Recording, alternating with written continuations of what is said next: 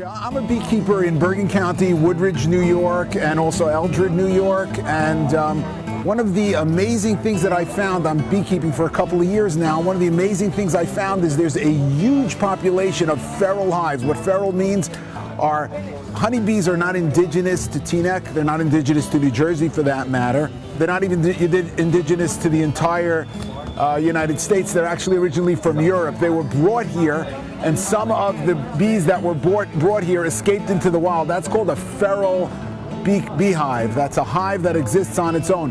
And while in the United States and in other countries as well, we're suffering from terrible colony collapse disorder, where bees are dying in record numbers, I found that the feral population in Bergen County was uniquely strong. So what we've been working on over the past few years is capturing some of those feral hives. We get called by people, they're in their homes, they're in a tree in their house, and we take that hive and we hive that ourselves back and bring back that genetics which has been surviving on its own for all these years, and hopefully that will help us address the concern of colony collapse disorder and the terrible blight we're having with our honeybees. So colony collapse disorder is somewhat of a mystery. They're not certain. There are a number of factors.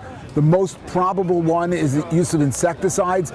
The bees very often will forage and they'll think they're collecting pollen, and in fact they're collecting a dust pesticide. They bring that back to the colony, and that could, as it says, collapse the entire colony. They'll feed that to their developing brood, and that will result in the death of the entire colony. There are other problems that we have. There are some pests. There's a varroa mite. There's a small hive beetle. There's a hive moth. And all of those pests have also contributed to colony collapse disorder.